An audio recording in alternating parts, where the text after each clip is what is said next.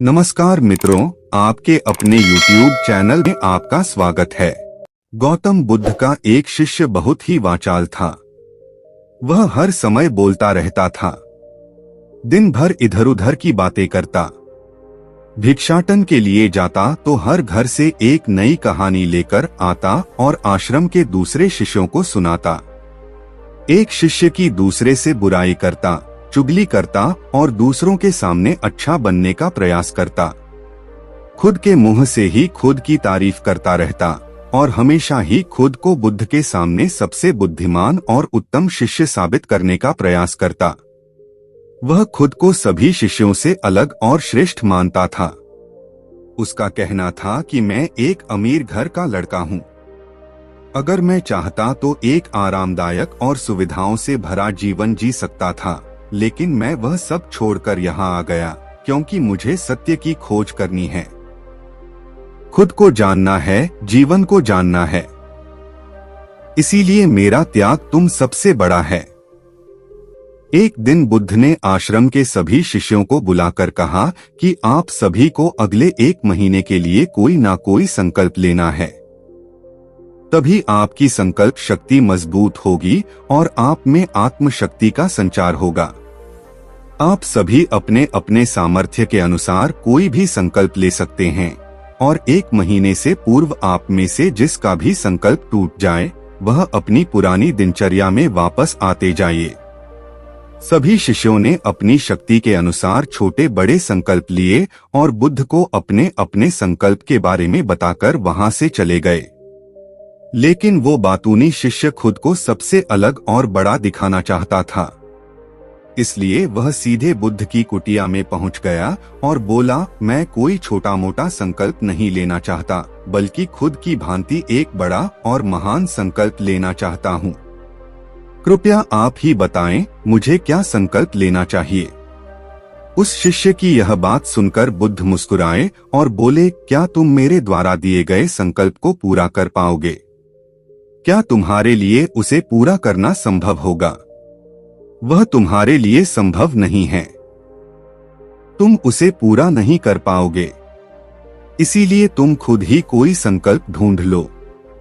शिष्य ने कहा, नहीं गुरुदेव, आप जो भी संकल्प मुझे देंगे मैं जरूर उसे पूरा करूंगा। आप बताए तो सही। गुरु ने कहा, ठीक है, तो तुम अगले 1 माह तक चुप रहोगे, मुंह से एक शब्द भी नहीं निकालोगे। यही तुम्हारा संकल्प है। शिष्य ने कहा, गुरुदेव, यह भी कोई संकल्प है? यह तो बहुत ही आसान है। 1 माह तक चुप ही तो रहना है। कोई बड़ा संकल्प दीजिए जो मेरी योग्यता के लायक हो, जिसे पूरा करने में मुझे समस्या हो। गुरु ने कहा, पहले तुम इस संकल्प को तो पूरा करके दिखाओ। शिष्य ने गुरु की बात मान ली। वह उसी समय चुप हो गया और पलटकर कुटिया से बाहर चला गया। उसे चुप रहना बहुत आसान लग रहा था। उसने एक दिन तो जैसे तैसे चुप रहकर काट लिया, लेकिन दूसरे दिन से उसके मन में ना बोलने का बोझ बढ़ने लगा। तीसरे दिन से भारीपन महसूस होने लगा और चौथे दिन उसके अंदर एक अजीब सी बेचैनी होने लगी, क्योंकि आसपास आश्रम के सभी शिष्य एक दूसरे से बातें कर रहे थे। वह भी अपना पक्ष उनके सामने रखना चाहता था, उनकी बोलती बंद कर देना चाहता था, लेकिन उसका संकल्प उसके आगे आ रहा था। इसलिए वह पूरे दिन सिर्फ मुंह और आंख बनाता रहता। इसी तरीके से कुछ दिन और बीते और वो शिष्य बीमार पड़ गया।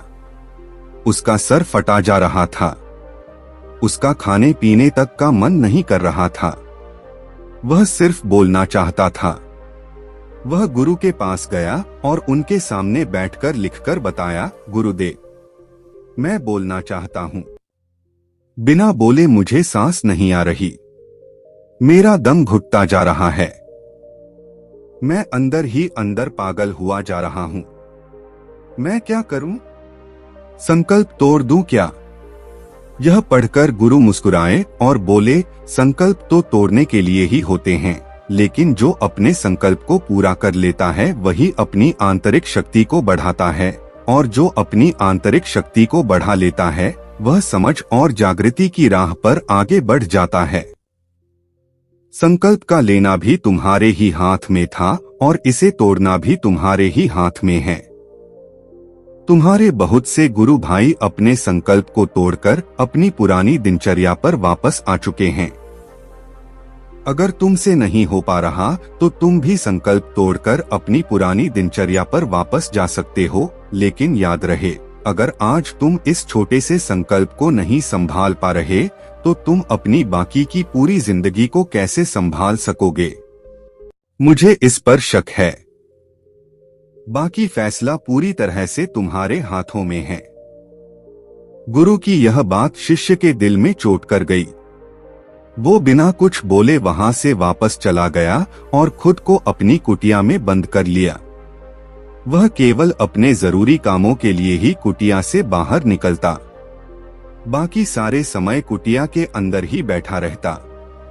15 दिन बीत चुके थे और आश्रम के लगभग सभी शिष्यों का संकल्प अब तक टूट चुका था, लेकिन उस वाचाल शिष्य का संकल्प अभी भी जारी था।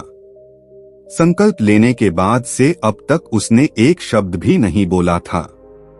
पूरा आश्रम हैरान था कि इतना बोलने वाला इंसान चुप कैसे हो गया। 15 दिन बीतने के बाद वह दोबारा अपने गुरु के पास गया और लिखकर बताया, हे गुरुदेव, मैं बाहर से तो चुप हूँ, लेकिन मेरे भीतर बहुत सी आवाज हैं, बहुत सी चीख पुकार और शिकायतें हैं। मैं अंदर ही अंदर बात करता रहता हूँ। मेरा मन तरह तरह के प्रश्न पूछता रहता है। मैं बाहर से जितना मौन हूँ, भीतर से उतनी ही शोर शराबे से भरा हुआ हूँ। मुझे शक हो रहा है, क्या मेरा संकल्प अभी भी जारी है? गुरु ने कहा, हाँ, तुम्हारा संकल्प अभी भी जारी है, लेकिन जब तक लोगों की ये आवाजें तुम्हारे कानों में पड़ती रहेंगी, तुम्हारा मन बोलता रहेगा, क्योंकि इसे तो आदत है बोलने की। तुम भले ही बाहर से चुप रहो, लेकिन तुम अंदर ही अंदर बोलते रहोगे। तुम्हें इन बातों से, इन आवाजों से दूर जाना पड़ेगा। शिष्य गुरु को प्रणाम कर वहां से चला जाता है और सुबह होते ही अपनी कुटिया छोड़कर जंगल की तरफ चला जाता है। कई दिन बीत जाते हैं, संकल्प का समय भी पूरा हो जाता है, लेकिन वो शिष्य लौटकर नहीं आता। आश्रम में सभी को डर था कि कहीं जंगली जानवरों ने उसे खा न लिया हो। इस बीच उसे ढूंढने की बहुत कोशिश की गई, लेकिन वह कहीं नहीं मिला। सभी गुरु भाइयों ने मान लिया था कि जंगली जानवरों ने उसे अपना शिकार बना लिया है, लेकिन गुरु को ऐसा नहीं लगता था। एक दिन आश्रम का एक शिष्य गुरु के पास आया और बोला, गुरुदेव, उस वाचाल शिष्य के साथ क्या हुआ होगा? क्या जानवरों में उसे मार दिया होगा? गुरु ने कहा, हो सकता है कि जानवरों ने उसे अपना शिकार बना लिया हो, लेकिन उसके ना लौटने की एक दूसरी वजह भी हो सकती है। शायद उसे वह मिल गया है जिसके लिए वह गया था। शिष्य ने पूछा, गुरुदेव, क्या ज्यादा बोलना इतना हानिकारक होता है? गुरु ने कहा, इंसान के जीवन के बहुत सारे दुखों में से एक दुख यह भी है कि वह कभी चुप नहीं रह सकता, हमेशा कुछ ना कुछ बोलता ही रहता है। सिर्फ हमारे बोलने के कारण हमारे आधे से ज्यादा दुख पैदा होते हैं। परिवार के अधिकतर झगड़ों की वजह हमारा बेमतलब बोलना ही होता है। हम में से कोई भी चुप नहीं रहना चाहता, हम बस सामने वाले को सुना देना चाहते हैं। जो भी हमारे मन में है, सब निकाल कर उसके मन में बैठा देना चाहते हैं, उसे समझा देना चाहते हैं। तू गलत है और मैं सही, आखिर यह कहां तक उचित है? क्योंकि दूसरा भी तो यही कर रहा है और इस तरीके से सब एक दूसरे की सड़ी गली बातों को ग्रहण कर रहे हैं। फिर समय के साथ उन्हीं बातों की दोहराते रहते हैं और एक दूसरे को सुनाते रहते हैं। इस तरीके से सुनने और सुनाने का यह काम जिंदगी भर चलता रहता है। लेकिन इस नासमझी में हम खो देते हैं अपना समय, अपना जीवन, अपनी समझ और सबसे महत्वपूर्ण वो कीमती पल जो जिए जा सकते हैं। जिनको अनुभव किया जा सकता है, जिनमें आनंद को प्राप्त किया जा सकता है। लेकिन इसके बदले हमें मिलता क्या है? कुछ नहीं। सब व्यर्थ और बर्बाद हो जाता है। इस पागलपन में हमने क्या खो दिया, इसका एहसास केवल कुछ ही लोगों को हो पाता है। बाकी लोग जैसे उन्हें अपने आने का पता नहीं, वैसे ही उन्हें अपने जाने का भी पता नहीं चल पाता। शिष्य ने कहा, तो फिर इसका समाधान क्या है? गुरु ने कहा, पूरी जागरूकता के साथ अपने विचारों को देखना, यही एकमात्र तरीका है सारी मानसिक समस्याओं का। उस वाचाल शिष्य को आश्रम छोड़कर गए हुए 3 महीने का समय बीत चुका था, लेकिन उसके कोई खबर न थी। अब तक तो सभी गुरु भाइयों ने भी उसके वापस लौटने की उम्मीद छोड़ दी थी, लेकिन एक दिन वह आश्रम लौट आता है। उसे देखकर सभी के आश्चर्य और खुशी का ठिकाना न रहा। लेकिन अब वह नहीं था जो यहाँ से गया था, वह कुछ और ही बनकर वापस आया था। उसके अंदर एक गजब का बदलाव महसूस किया जा सकता था। उसके चेहरे पर एक गजब का ठहराव और आंखों में बड़ी शांति थी। आश्रम में आते ही सभी गुरु भाइयों ने उसे चारों तरफ से घेर लिया और बातें करने लग गए। वह भी अपने गुरु भाइयों से बातें करने लगा। उससे बात करने वाले सभी शिष्यों ने यह अनुभव किया कि अबे पहले जैसा उतावला और बातूनी नहीं रह गया था। उसके मुंह से एक एक शब्द बहुत ही सूचित और मधुरता के साथ निकल रही थी। थोड़ी देर तक गुरु भाइयों से बात करने के बाद वो सीधा गुरु की तरफ चला गया। उसने गुरु के चरण छुए और कहा, गुरुदेव, क्या मैं अभी मौन हूँ? क्या अभी मेरा संकल्प जारी है? गुरु ने कुछ देर तक शिष्य की आंखों में बड़े ध्यान से देखा और कहा, हाँ, तुम अभी मौन हो। तुम्हारे मुंह से एक भी शब्द निकल नहीं रहा और तुम्हारा संकल्प अभी भी जारी है। शिष्य ने कहा, गुरुदेव, जब मैं आश्रम से गया तो मैं मुंह से तो चुप था, लेकिन मेरे अंदर बहुत सी आवाजें थी। मन में बहुत से प्रश्न थी और वह बंद नहीं हो रही थी। तो मैं जंगल में और गहरा चला गया, इस उम्मीद से कि वहां मुझे शांति मिलेगी और मेरे मन की बकबक कम हो जाएगी।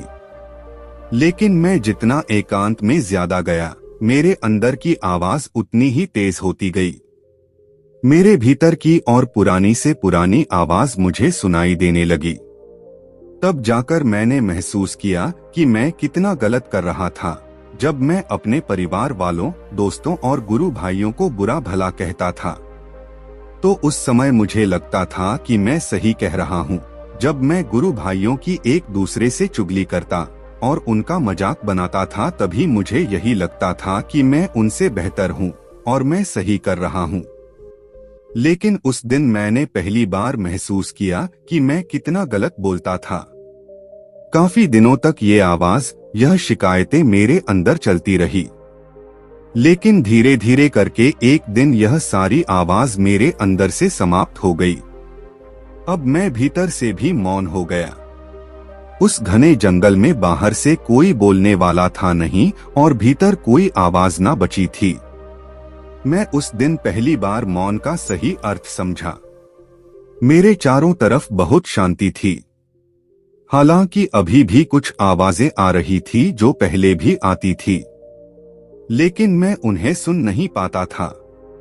पर अब वह सभी आवाजें मुझे स्पष्ट रूप से सुनाई दे रही थी। हवा के चलने की आवाज, चिड़ियों के चीखने की आवाज, पानी के बहने की आवाज, भौरों के गुनगुनाने की आवाज, ये सभी आवाज मैंने पहली बार पूरे होश पूर्वक सुने। अपने चारों तरफ इतनी शांति मैंने पहले कभी महसूस नहीं की थी। तो इस शांति को भंग करने के लिए मैंने पहली बार अपने मुंह से कोई शब्द निकाला। मैं चिल्लाया, ईश्वर, यह कैसी शांति है? सभी कुछ इतना शांत क्यों है? ऐसा क्या हो गया? लेकिन मेरे चिल्लाने के बाद भी वह शांति भंग नहीं हुई। सब कुछ पहले के जितना ही शांत था, बाहर भी और भीतर भी। हे गुरुदेव, मैंने अपने गुरु भाइयों से बात की। मैंने आपसे बात की। मैं बोल रहा हूँ, मैं चल रहा हूँ, मैं सब कुछ देख रहा हूँ, लेकिन मैं अपने भीतर एकदम एकांत में हूँ। मौन में हूँ, भीड़ में होता हूँ, तब भी भीतर से अकेला एकांत में होता हूँ। जब मैं खुद में भी शोर करना चाहता हूँ, तभी एकांत में ही होता हूँ। अब सब दिखाई पड़ने लगा है, सब सुनाई पड़ने लगा है। गुरु ने कहा, जब तक हम बाहर की तरफ बोलते रहेंगे, भीतर अशांति ही रहेगी। जिस दिन हम भीतर की तरफ मुड़ जाएंगे, फिर बाहर हमारे मुंह से कुछ भी निकले, हम शांत ही रहेंगे। दुनिया में जितनी भी बुराइयां हैं, ज्यादातर हमारे बोलने से ही उत्पन्न होती हैं, क्योंकि हम चुप रहना नहीं चाहते। हम जितनी जरूरत है उससे कहीं ज्यादा बोलते हैं। हम सामने वाले को सुनना नहीं चाहते, बल्कि उसकी बोलती बंद कर देना चाहते हैं। उसे समझा देना चाहते हैं कि मैं कौन हूं, दिखा देना चाहते हैं उसे अपनी सारी सामर्थ। बस यही हमारी जिंदगी का मकसद बनकर रह जाता है। हमारी सारी ऊर्जा इस व्यर्थ बातों के बोलने में बर्बाद होती रहती है। ऐसे पति पत्नी का जीवन दुखों से भर जाता है, जो हमेशा एक दूसरे को सुनाने में लगे रहते हैं। कभी एक दूसरे को सुनना नहीं चाहते, समझना नहीं चाहते, और चुप रहना तो उन्होंने कभी सीखा ही नहीं, क्योंकि चुप रहना उन्हें छोटा महसूस करवाता है। दुनिया की सभी लड़ाइयों का कारण हमारा बोलना ही है। इसलिए हमें सिर्फ इतना ही बोलना चाहिए जितना जरूरी हो, क्योंकि व्यर्थ का बोलना ऊर्जा को नष्ट करना है, और यह बोलना ही हमें कभी अपने भीतर की ओर लौटने नहीं देता, क्योंकि यह हमें बाहर की ओर खींच कर रखता है। और बाहर है ही क्या इस संसार के अलावा। लेकिन अगर अपने भीतर के संसार की ओर मुड़ना है तो इस मुंह को बंद ही रखना चाहिए। इसीलिए जितने भी बुद्ध हुए, आत्मज्ञानी हुए, वो सभी एकांत की ओर भागे, ताकि उन्हें ज्यादा बोलना ना पड़े, ज्यादा सुनना ना पड़े। वह एकांत में रहे और शांत रहे, इसीलिए आसानी से भीतर की यात्रा कर पाए। लेकिन अगर कोई चाहे तो इस संसार में रहकर भी एकांत में रह सकता है, शांत रह सकता है। इसके लिए उन्हें अपनी ऊर्जा बचाने होगी, जिसे वो अब तक अपने व्यर्थ के शब्दों में बर्बाद कर रहे थे। दोस्तों, इस कहानी की सीख यही है कि व्यर्थ का बोलना ऊर्जा को नष्ट करना है, और यह बोलना ही हमें अपने भीतर की ओर लौटने नहीं देता, क्योंकि यह हमें बाहर की ओर ही रखता है। और जिन्हें भीतर की यात्रा करनी है, उन्हें अपने मुंह को बंद ही रखना चाहिए।